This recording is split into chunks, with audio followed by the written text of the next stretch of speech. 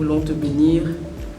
Toi qui es Dieu dans les cieux, toi qui es Dieu sur la terre, il te plaît aujourd'hui, toi qui es le maître des temps, des circonstances, de permettre, Seigneur, cette rentrée solennelle. Nous voulons, Seigneur, ensemble te l'apporter. Nous voulons te recommander, Seigneur, cette journée.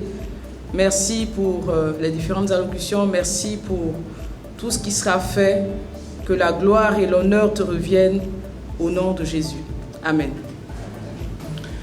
Alors, un jour de août 2016, alors qu'il participait à une conférence internationale en Indonésie, organisée bien sûr par le mouvement de Lausanne fondé par l'évangéliste Billy Graham, le pasteur Ange Awaka Maxime a reçu l'instruction du Seigneur de mettre en place, quand il regagnait la Côte d'Ivoire, Daniel École de Leadership.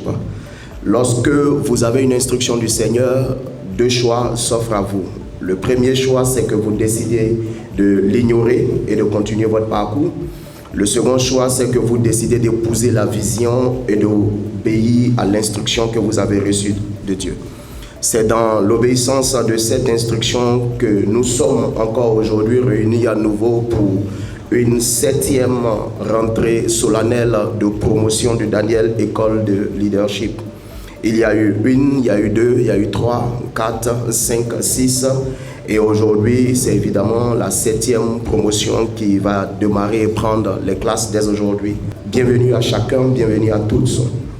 Sans transition aucune, nous allons appeler des étudiants pour une session de témoignages. Je voudrais appeler ici Monsieur Sanga. La 6e promotion de Daniel École Leadership. Et c'est pour moi un plaisir de vous présenter, de vous témoigner ce que j'ai vécu durant cette formation. À la fin de cette formation, j'ai pu proposer un mémoire qui a résumé ce que j'ai pu faire. Merci. Alors, ce mémoire est intitulé « Transformation des structures socio-culturelles africaines ». Le cas du peuple abouré. Alors, le peuple abouré est géré par 3 entités, c'est-à-dire les 3 institutions qui sont là. Il y a les clans ou les hauts-joints, les générations et puis la royauté. Donc c'est sur les 3 éléments que la communauté abourée est dirigée. Et on a constaté que l'élément fondateur, l'élément fondamental, c'est le Ofwa, c'est-à-dire l'élément de la génération. Ok?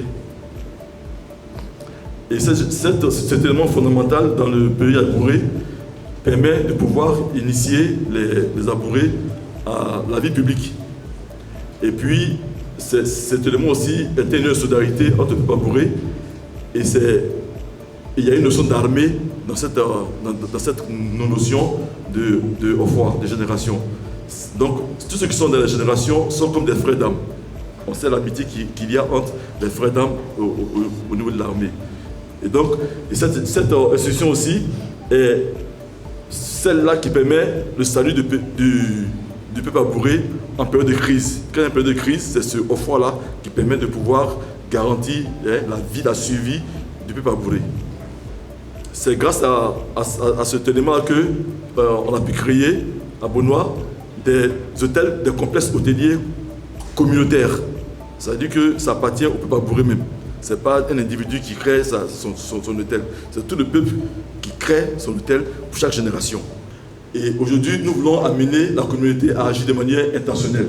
Okay? C'est-à-dire vraiment réfléchir au développement de leur village. Cela peut peut-être se répéter avec les autres régions. En fait, ici, c'est seulement un exemple pour le peuple abouré. Mais on peut répliquer plus tard cette opération-là dans les différents peuples. C'est-à-dire au centre, à l'ouest, au nord, voilà, et à l'est.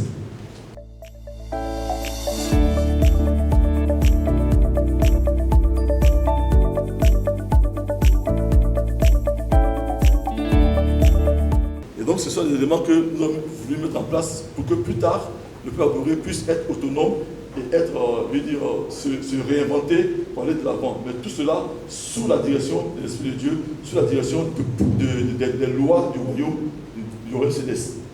Voilà un peu ce que je veux présenter. Et Daniel École m'a permis de pouvoir me régénérer moi-même moi-même me transformer, moi-même me recréer, parce qu'en fait, c'est cela notre promotion, métanoïa.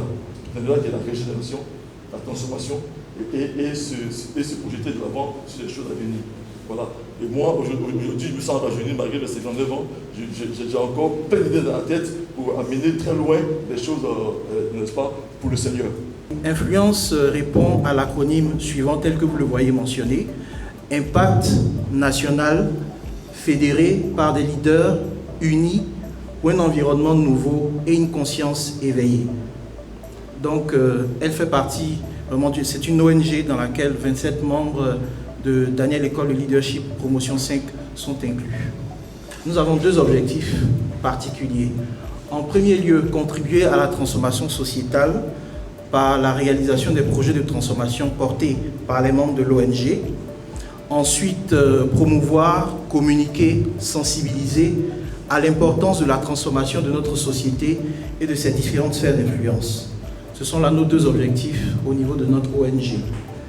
Des activités ont été entreprises pour les différents projets de transformation que nous avons résumés dans le tableau que vous voyez. En ce qui concerne le projet de transformation plateforme d'entrepreneuriat communautaire en milieu chrétien, c'est un projet qui vise à réduire la pauvreté au sein de nos assemblées en favorisant une solidarité entrepreneuriale. Nous avons le projet Elohim qui fait allusion à Christ au cœur du développement rural, donc le cas de la Côte d'Ivoire. Le troisième projet, c'est la lutte contre la corruption par la sensibilisation ou une prise de conscience collective. Des objectifs poursuivis tous les jours par Daniel École de Leadership, c'est d'équiper des jeunes leaders en vue de mener à bien la transformation sociétale. Nous allons ouvrir maintenant une locale, un temps d'enseignement, et nous allons recevoir le président coach Ange Awaka Maxime pour nous entretenir sur ce thème fondamental au cœur de cette organisation. Le coach Ange Awaka. Je dis souvent que après la rédemption par le sang de Jésus, après la nouvelle naissance, la priorité de l'Esprit de Dieu sur la terre, jusqu'à ce que Jésus revienne, c'est la transformation. Donc ce que Dieu veut, c'est notre transformation personnelle. Et cette transformation personnelle-là, lorsque nous la manifestons dans toutes les responsabilités qu'il nous confie, on parle de transformation de la société. Donc la transformation de la société est une résultante de la transformation personnelle. Si je suis intentionnel dans ma transformation, si je laisse l'Esprit de Dieu me transformer pour que je devienne la meilleure version que Dieu veut que je sois, c'est-à-dire que je ressemble davantage à Christ, parce que quand on parle de transformation, le référentiel, c'est Christ. Donc si je deviens de plus en plus comme Christ, dans la gestion ou dans l'intendance de la partie de la création que Dieu me donne, c'est-à-dire ma famille, mon travail, ma profession, ou toutes les choses que Dieu me confie, ma façon de les gérer provoque ce qu'on appelle la transformation de la société. Et s'il y a une masse critique d'enfants de Dieu qui sont transformés et qui manifestent leurs responsabilités selon la transformation personnelle qu'ils ont, on commence à avoir dans la société la transformation. Donc quand on parle de transformation, ce n'est pas un slogan.